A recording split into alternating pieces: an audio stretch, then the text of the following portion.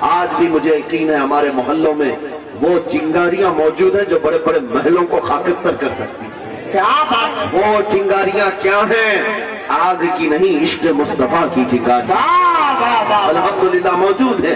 لہذا اب میری گفتگو کو میں سمیٹتے ہوئے آپ کے سامنے بات رکھ رہا ہوں، خوف اور ڈر سے آپ کو نکلنا ہوگا، کچھ نہیں ہونا۔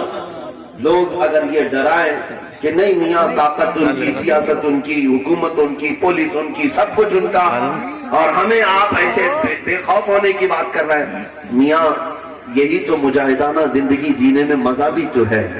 اگر ساری تعداد تمہاری ہو، ساری حکومت تمہاری ہو، ساری طاقت تمہاری ہو، پھر کس بات کی؟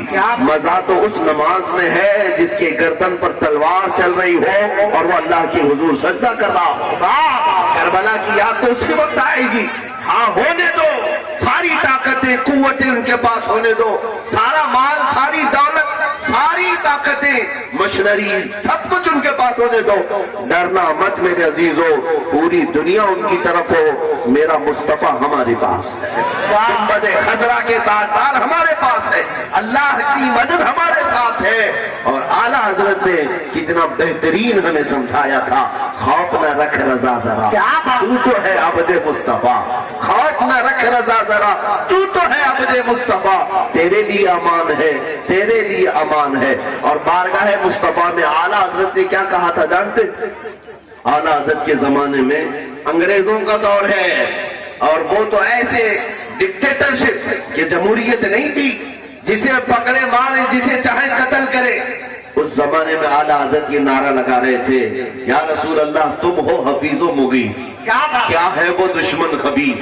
تم ہو حفیظ و مغیث، کیا ہے وہ دشمن خبیث؟ تم ہو تو پھر خوف کیا، تم پہ کروڑوں دو۔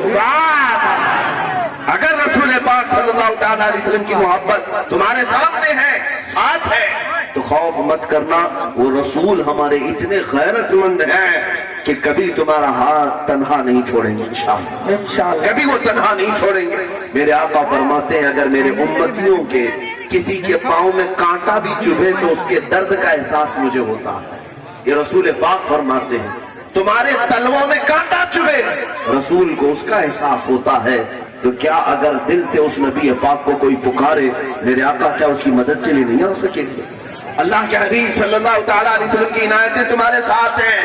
میرے عزیزوں ہم نے تجربہ کر کے دیکھا ہے، دو نوجوانوں کی بات میں تمہارے سامنے رکھ کر کے جا رہا ہوں، جیل کے اندر ہے، اور انہوں نے ایک چٹھی میں لکھ کر کے بھیجا کہ وہ نوجوان ریپ میں یا چوری میں مرڈر میں گئے ہوئے نوجوان نہیں ہیں، میرے مصطفیٰ کے نام پر گئے ہوئے، ناموس رسالت کے نام پر، حضور پاک صلی اللہ تعالیٰ علیہ وسلم کی عزت پر۔ لیکن جو بات میں کہنے جا رہا ہوں وہ سنو توجہ سے، کہ انہوں نے خط میں لکھ کر کے بھیجا کہ شب برات کے وقت، رمضان سے پہلے شعبان میں رات تھی اور ہم عبادت کے لیے اپنے کمرے میں یاد کر رہے تھے کہ سارے مسلمان آج مسجدوں میں ہوں گے، اپنی اپنی عبادتوں میں ہوں گے، ہم جیل میں بیٹھے ہوئے ہیں، کوئی ہمارا رشتہ دار بھی نہیں، کوئی دوست و احباب بھی نہیں۔